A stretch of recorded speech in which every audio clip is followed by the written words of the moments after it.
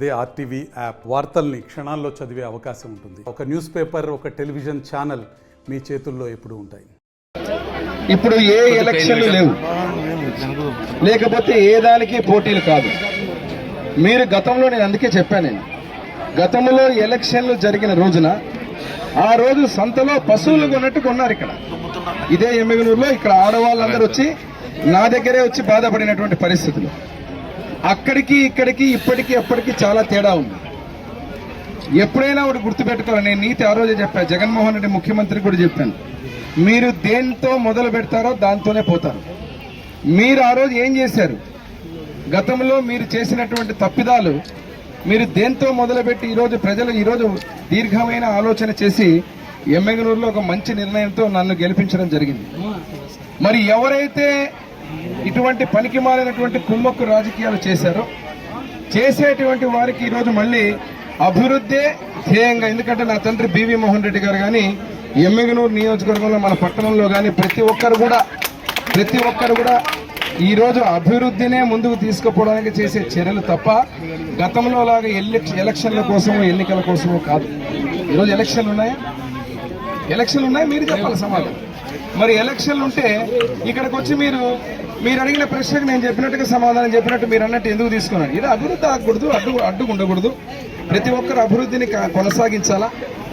ఇప్పుడు ఎవరో ఏదో చేశారని చెప్పి ఇక్కడ మేము ఈరోజు చేస్తున్న పనికి దానికి తేడా ఉంది. మీకు అందుకే చెప్తున్నాను, ఈరోజు పార్టీ ఫిరాయింపుల్లో ప్రోత్సహించడం కాదు, అభివృద్ధికి ఏది కూడా ఆగకూడదు. రేపు అభివృద్ధిని ఈరోజు మననే చూశారు, మున్సిపల్ కౌన్సిల్లో నా గెలుపు కోసం పాపం స్వీట్లు తినిపించుకున్నారు. మా వాళ్ళ నోట్లో స్వీట్ పెట్టారు, వాళ్ళు నోట్లో సీటు పెట్టారు. ఏ చేరికైనా ఎమ్మెగనూరు అభివృద్ధికి తప్ప ఏ చేరిక స్వార్థానికో లేకపోతే ఇంకొక దానికి కాదు. మళ్ళీ చెప్తున్నా, నేను అందుకే మళ్ళీ కూడా చెప్తున్నా మీకు, గతంలో ఏదైతే ఉన్న చేరికలకు దీనికి తేడా ఉంది.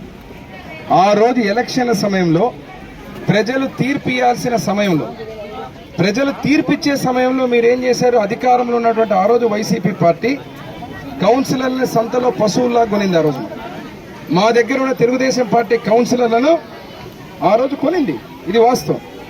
ఈ రోజు ఎలక్షన్లు లేవు, వాళ్ళు ఏదో ఆశించి ఇక్కడికి ఏం రావడం లేదు. వాళ్ళు ఆశించింది అభివృద్ధి, మేము కూడా ఆశించేది అభివృద్ధి, అంతే తప్ప పార్టీ మా పార్టీ వాళ్ళు వాళ్ళ పార్టీ వాళ్ళు అనేది కాదు. కండువా కప్పుకున్నాకంతా ఒక కుటుంబం. ఎవరైతే అన్నదమ్ముల్లాగా అందరం కలిసి ఉంటాం, బ్రహ్మాండంగా ఎవరికున్న హోదా, ఎవరికున్న గౌరవం, ఎవరికి దక్కేటువంటి కార్యక్రమం, ఎవరు ఏమి చేస్తే అది వారికి అదే దక్కుతుంది. ఇదే ఫార్ములా దేవుడు చెప్పింది. జగన్మోహన్ రెడ్డికి ఏం దక్కింది? ముఖ్యమంత్రిగా ఏం ఆలోచించాడు? 151 మెజారిటీ ఇస్తే 5 ఎగిరిపోయి 11 మిగిలినాయి. 175 వైనాట్ అని చెప్పి విర్రవీగిన జగన్మోహన్ రెడ్డికి ఈరోజు 11 మిగిలినాయి. కాబట్టి ఎవరు ఏం ఆలోచిస్తారో అదే మిగులుతుంది. ఇప్పుడు మేము, నా అజెండా ఏంటంటే ఎమ్మెగనూరు అభివృద్ధి జరగాల, ఆ అజెండాకు సహకరిస్తామని చెప్పి వీళ్ళు ముందుకు రావడం జరిగింది. ఆ అజెండాకు సహకరించే కార్యక్రమంలోనే కేవలం ఎమ్మెగనూరు అభివృద్ధి అజెండా తప్ప మాకు ఎన్నికలు, ఎలక్షన్లు, పదవులు అజెండా కాదు. నేను అందుకే ఈ క్షణమే ఇక్కడ ఈ సమయం మిమ్మల్ని అడుగుతున్నా, మీకు ఉన్నారు కదా, వాళ్ళకున్న గౌరవం వాళ్ళకు ఉంటుంది. ఇక్కడ కౌన్సిలర్, ఇది ప్రజలు తీర్పిచ్చిన ప్రోటోకాల్. అక్కడ ప్రజలు పార్టీ, మాకు గతం నుంచి 30-40 ఏళ్ళ నుంచి ఉన్న వ్యక్తులు ఎవరైతే ఉన్నారో వారి గౌరవం వారికి ఉంటుంది, వీరి గౌరవం వీరికి ఉంటుంది. ఎటువంటి ఏ పొరపక్షాలు ఉండవు.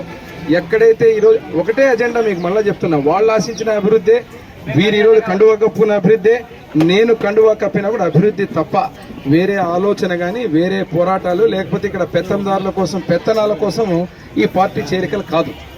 ఇది నేను మళ్ళా చెప్తాను, ఎందుకంటే మీకు సమయం, మేము గెలిచి నెల అయిన తర్వాత ఏదైనా ఎలక్షన్లు వచ్చినప్పుడు మీరు చేర్చుకొని మీరు చెప్పినట్టు ఏదో మాకు అధికారం కోసం అని చెప్పి అభివృద్ధిని అడ్డుపడకుండా, రేపు ఏ రకంగా కూడా ఇబ్బంది కలగకుండా ప్రతి నిర్ణయానికి మీరు సహకరించే విధంగా ముందుకు పోయే ప్రతి వ్యక్తిని చేర్చుకో, దాంట్లో అనుమానం లేదు. మరిన్ని వీడియోస్ కోసం ఛానల్ ని సబ్స్క్రైబ్ చేయండి, లేటెస్ట్ అప్డేట్స్ కోసం వాట్సాప్ ఛానల్ ని ఫాలో చేయండి, అండ్ లింక్ డిస్క్రిప్షన్ లో ఉంది.